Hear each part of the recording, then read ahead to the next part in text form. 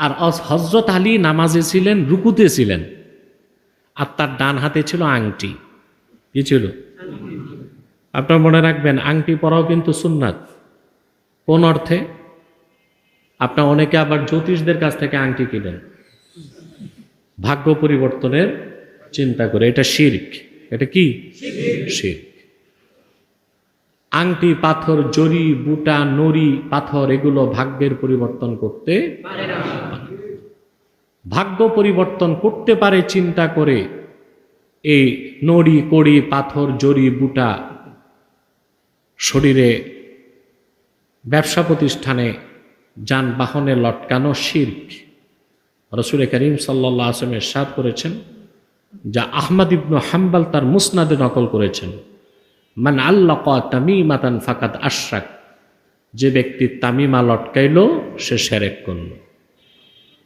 শুধু কোরআন হাদিস থেকে কালাম লিখে শরীরে রাখা যাবে, ওইটা রুকিয়া শারঈয়া।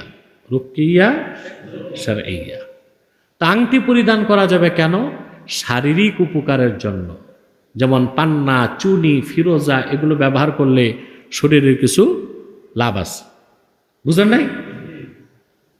আর সবচেয়ে উত্তম হচ্ছে কালো আকিক।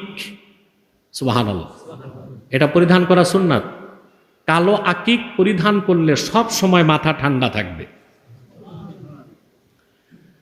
তা আংটি পরিধান করাও কি সুন্নাত। হযরত আলীর হাতে, ডান হাতে ছিল আংটি।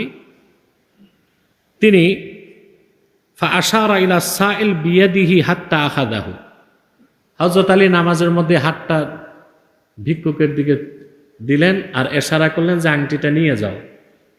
ভিক্ষুক আংটি খুলে নিয়ে চলে গেছে। হযরত আলীর এই বদান্যতায়, দানশীলতায় আল্লাহ এত খুশি হলেন, সরাসরি কোরআনের আয়াত নাজিল করে দেন, ইন্নামা ওয়ালিয়্যুকুমুল্লাহু ওয়া রাসূলুহু ওয়াল্লাযীনা আমানুল্লাযীনা ইউকিমুনাস সালাতা ওয়া ইউতুনাজ যাকাতা ওয়া হুম রাকিউন। সুবহানাল্লাহ। নিশ্চয় তোমাদের অভিভাবক আল্লাহ, তোমাদের অভিভাবক মুহাম্মদ সাল্লাল্লাহু আলাইহি ওয়াসাল্লাম এবং মুহাম্মদ সাল্লাল্লাহু আলাইহি ওয়াসাল্লামের সাহাবীগণ যারা নামাজ আদায় করে, নামাজের মধ্যে যাকাত দেয়, বিশেষ করে হযরত আলী।